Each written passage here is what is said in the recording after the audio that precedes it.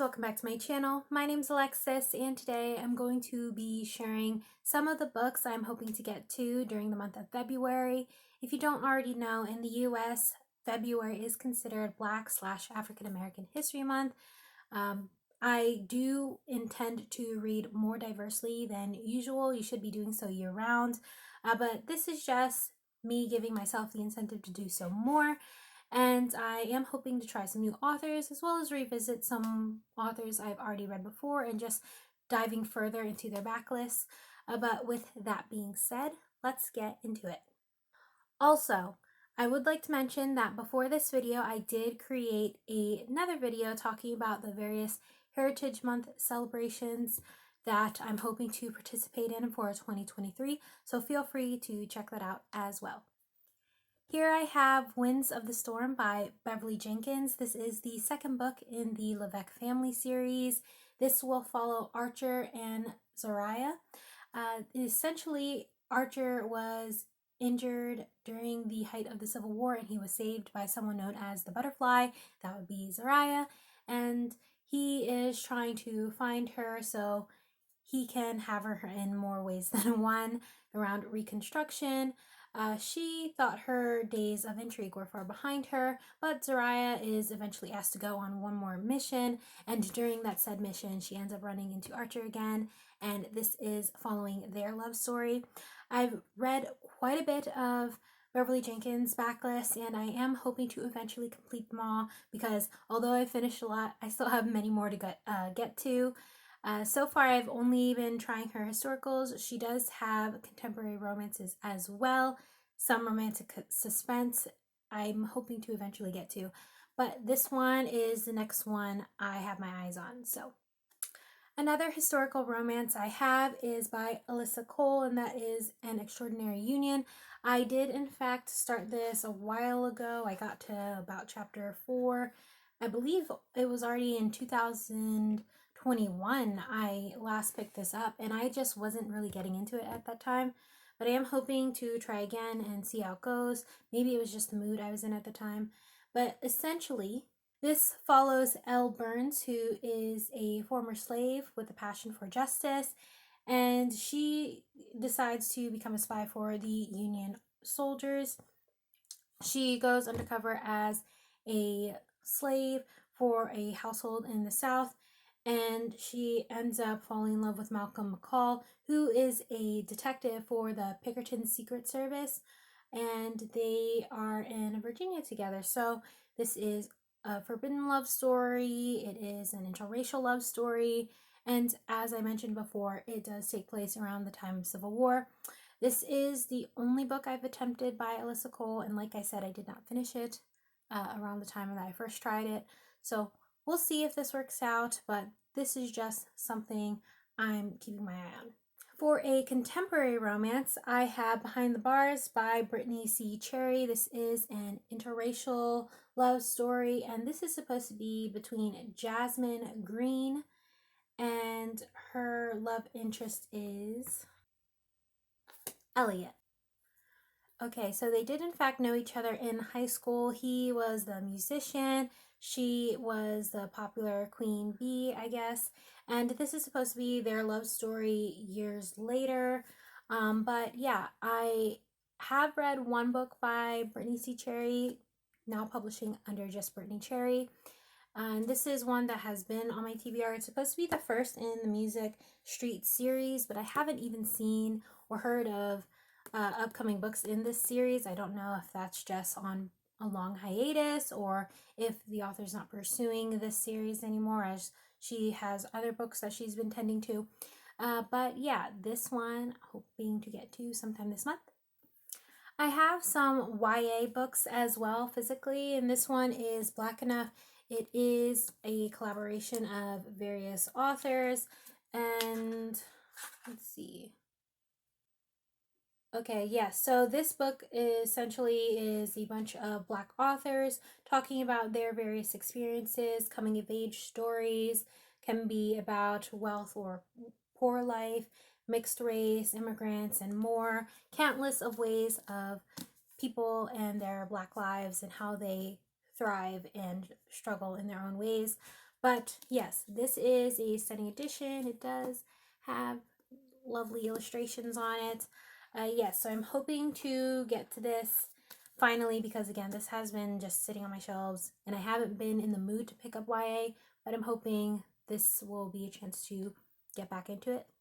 Another YA I have, and it's pretty widely known, would be The Hate You Give by Angie Thomas. This is a book that was turned into a movie. You may already be familiar with it. It has Amanda Steinberg in it, a phenomenal actor, and this did win an award already, National Book Award. This essentially follows a teenage girl who witnesses her friend being killed by police when they are stopped, and this follows her journey in the aftermath. She navigates her interracial relationship, she navigates her lifestyle with her family. She has two siblings of her own, both black boys, and having to deal with the reality that is being a black person in America and having to deal with the microaggressions, the outright racism, the gun violence surrounding her community, the gangs around the community that can control the people within the community. So, yes, I really enjoyed the movie. I did, at the time the movie came out, I got 75% into the book and then I just never finished it. So now I certainly have to restart it, and I want to make my own comparisons with the movie since it's already been a few years and I haven't been hearing it as much regularly compared to when it came out, because obviously when things first come out, people want to talk about it. But this one, I just want to revisit for myself, see how it pans out, and that's that. I also was able to get my hands on Concrete Rose, which is supposed to be about Star's father. Star is the main character from The Hate You Give, and this is supposed to follow her father's story, and his name is Maverick Carter. So, again, I don't really know too much about this, and I didn't plan on reading too much about this because I want to read it in order of what it was published. So, with that being said, The Hate You Give and then Concrete Rose, we'll see if I get to these because, again, they are YA and I've primarily been reading adult romances. So, we'll see. Now, with all of the physical books out of the way, I do want to share some audiobooks I'm hoping to get to. I do use Hoopla for these. So, the first one I have here is Remember the Time by Tay Monet. This book will follow Zachary and his fiance. They were essentially expecting their first child, but after a terrible accident, his fiance goes missing for 2 years, and then suddenly she returns, but without remembering him at all. So this is him trying to help her remember who he is, who they are together, and if they can rekindle the love that they shared. This does contain mature themes according to the synopsis. I haven't heard anyone read it who I follow, so this is entirely new to me. But yeah, and the audiobook is about 6 hours long, Tantor Audio, so they do tend to produce good audiobooks, I've noticed from the ones I've listened to. So I'm looking forward to it, and we'll see. The next book on my list is Getting Schooled by Christina C. Jones. I have read, or I should say listened to, but read audibly, the 3 novellas that follow sisters. Unfortunately, the name eludes me right now. But Getting Schooled is supposed to be the first book in the Wright Brothers series. This will follow Reese and Jason. Reese becomes a grad school assistant and she doesn't plan to get involved with any of the students, but of course she has a run-in with Jason, and Jason is someone who's trying to finish his degree. Seems kind of broody, a little bit rude, but certainly intellectual and fine. So Reese can't help it, and of course Jason also didn't plan anything either, and this is them trying to fight their attraction. Yeah, so this one is a college romance. I'm looking forward to it. It is supposed to be about 5 hours and 50 minutes, so almost 6 hours as well. And I do try to listen to my audiobooks a little bit faster, so chances are it's going to take less time than that. Then I have No Holds Barred by Stephanie Nicole Norris. This is part one of the In the Heart of a Valentine series. So this book follows Camille and Hunter.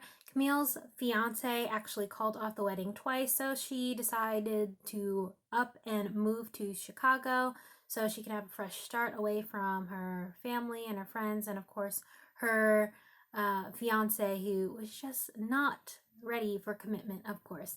And she ends up meeting Hunter. Hunter is a very successful businessman and very much known to be a playboy, but that seems to stop when he catches Camille in his line of sight. And this is supposed to follow their love story. It does also contain mature themes according to the synopsis. I don't really know too much more than that at this time, but one of the narrators would be Jacoby Diem, and then the other one, Wesley Sobian. Excuse me, I'm not sure if I'm pronouncing that correctly, but I am familiar with both of those narrators from other books that I've read. And yeah, I'm looking forward to this one, so maybe this one might be one of the first ones I get to. Who knows? The next book I have here is Vanessa Jarrett's Got a Man. This is written by Laquette. I'm not sure how to pronounce the name, but this is a romantic comedy, and essentially Vanessa Jarrett is a 40-something divorcee who decides to start a single women's club with her friends in order to just enjoy life in their singlehood. But upon their 2-year anniversary, Sheriff decides to come and enlist her help in order to have her help convince his little sister to not marry her no good ex. And Vanessa has no intentions of getting involved, but that is until she notices in a photo that he in fact gave his new fiance her grandmother's ring, which he obviously stole. So this seems to be something that will involve some bantering, of course some family drama, some exes drama, and new love. So this one sounds pretty good as well. I'm not too much of a romantic comedy kind of girl, but who knows, maybe, and because it's February, it is Valentine's month, so black love, if you will. From the cover, it looks like this will be an interracial romance. I couldn't particularly say because, again, I haven't read it yet. But yeah, looking forward to it. The last audiobook I have to share today is 8 Seconds to Love. This is by Monica Walters, and it is, in fact, a sports romance, a bull riders romance. So this follows Harper and Legend. Harper was already in a year-long relationship with her boyfriend Zaire, but he proves to not be the good stuff, if you will. And she decides to up and leave and go to a bull riding event. This is supposed to be their love story and seeing how their lives may clash or be able to mend together well. I never heard of this author before finding this through Hoopla. It is a Tantor audio production as well. The narrators I'm unfamiliar with, but we'll see how this goes. It is highly rated within the Hoopla app, so looking forward to that, and we'll see. And those are all the Black authors I'm hoping to get to sometime in February, if not, definitely sometime in the future, because again, the whole point of me trying to read books for Heritage Months is not so I'm so focused on one culture or one identity. I want to be able to spice up my reading and just expand my horizons, as I mentioned before. If you have any suggestions of your own for Black authors that you're hoping to get to sometime this month, or even just in general with books that are following interesting or similar synopsis, feel free to comment them down below as you wish. But until next time, like I said, my name's Alexis. Take care and happy reading.